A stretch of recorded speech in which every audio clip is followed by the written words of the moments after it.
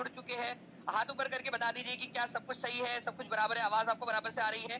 चलिए तो फ्रेंड्स हम लोग यहाँ पर जल्दी से हमारे सेशन की तरफ में आगे बढ़े, उससे पहले मैं उन सभी लोगों का बहुत बहुत शुक्रिया करना चाहूंगा जिन्होंने फ्रेंड्स यहाँ पर मैं सेशन को लाइक कर दिया है, शेयर कर दिया है। मैं जैसे देख पा रहा हूँ कंटिन्यूअसली हमारे सेशन को स्टार्ट करते से ही बहुत सारे बच्चों ने सेशन को लाइक कर दिया है, ठीक है। तो उन सभी लोगों का बहुत बहुत शुक्रिया। ये पूरा का पूरा सेशन उन लोगों को समर्पित, जहां भी शेयर कर सकते हो जल्दी जल्दी से शेयर कर देंगे फ्रेंड्स आप सभी लोग। और आज आपको बता दूं कि अभी हम थोड़ी देर के अंदर में जो इंपॉर्टेंट पासेस है, 20 इंपॉर्टेंट दर्रे जिसके ऊपर में अक्सर क्वेश्चन आते हैं, उनको भी हम सॉल्व करने वाले हैं। तो पूरा सेशन ये भी अच्छे से देखिए और उसके तुरंत बाद वो सेशन भी आप लोगों ने जरूर देखना है। चलिए पहला क्वेश्चन आप लोगों की स्क्रीन के ऊपर में ये रहा फ्रेंड्स, आप लोग बताइए जल्दी से कि which is the first butterfly century of Kerala, ठीक है। तितली अभयारण्य, केरल का पहला तितली अभयारण्य खोला गया है। इंपॉर्टेंट मार्क करेंगे इस क्वेश्चन को आप लोग, ठीक है। तो फर्स्ट बटरफ्लाई सेंचुरी जो है वो कहां पर में खोला गया है, जल्दी आप लोग बता देंगे आंसर का इसका, ठीक है।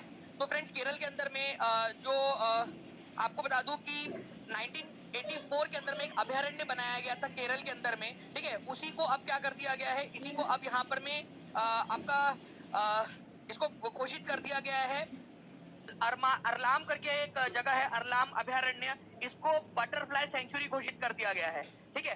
तो अरलाम अभयारण्य या अरलाम सेंचुरी कहां पर में है, ये क्वेश्चन आ सकता है आप लोगों का, ठीक है। तो ये केरला के अंदर में है, ये याद रखेंगे आप लोग। वैसे ये सारे के सारे ही केरल के अंदर में है, ठीक है।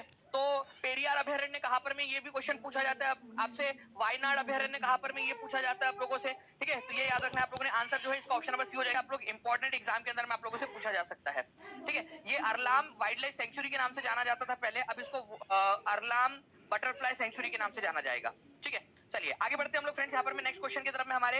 अब देखिए फ्रेंड्स हमारे भारत की जो तट रेखा थी, ठीक है, आप लोगों को पता है हमारे भारत के अंदर में जो तट रेखा है, ठीक है, उसको करीब करीब जो है फ्रेंड्स 7,500 किलोमीटर के आसपास हम लोगों ने पढ़ा हुआ है हमेशा से, ठीक है। लेकिन अब जो है फ्रेंड डेटा अपडेट हो चुका है 1:45 लाख, मतलब हर एक यूनिट को हम 45 लाख यूनिट मानेंगे।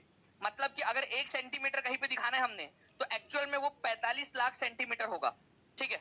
लेकिन अब हमने जो ये ओल्ड टेक्निक थी, ये ओल्ड वाली, हमने जो न्यू वाली टेक्निक इस्तेमाल की जिसके जरिए हमें और ज्यादा बेहतर परिणाम मिले, उसमें है कि हर एक यूनिट को हम, ठीक है, 2.5 लाख यूनिट के अंदर में मापेंगे, ठीक है। मतलब अगर 1 सेंटीमीटर कहीं पे दिखाना है हमने तो वो एक्चुअल में कितना सेंटीमीटर होगा, ठीक है, 2.5 लाख सेंटीमीटर होगा।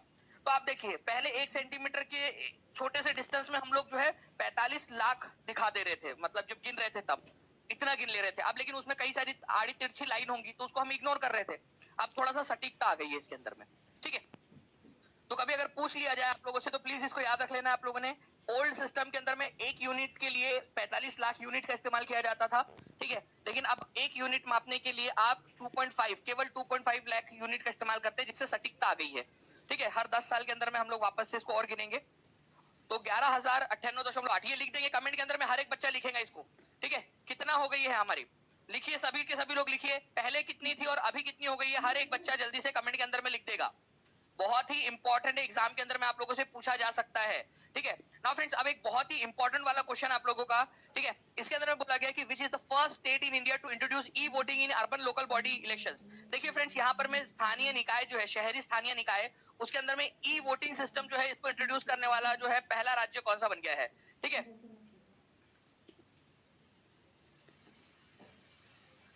जल्दी से बताइए।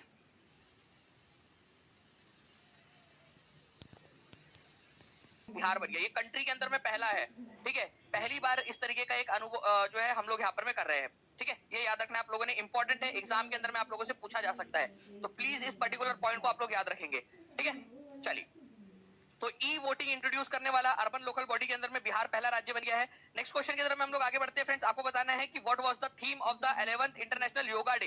देखिए अभी अभी योगा डे गया है, तो योगा डे जो है फ्रेंड्स 11वें नंबर का योगा डे मनाया गया, ठीक है। पहला योगा डे कब मनाया गया था ये भी आप लोग मुझे बता देंगे जल्दी जल्दी से, ठीक है। जल्दी से बताइए कि फर्स्ट योगा डे कब मनाया गया था।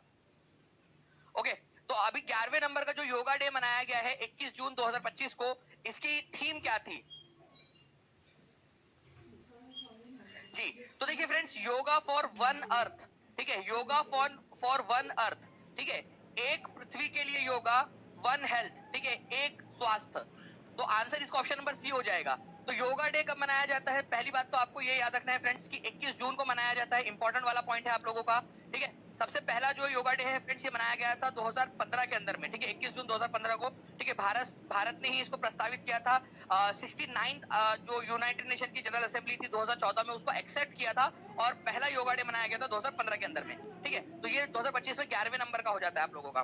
तो आंसर इसका जो हो जाएगा कि थीम क्या थी 2025 की योगा डे की, योगा फॉर वन अर्थ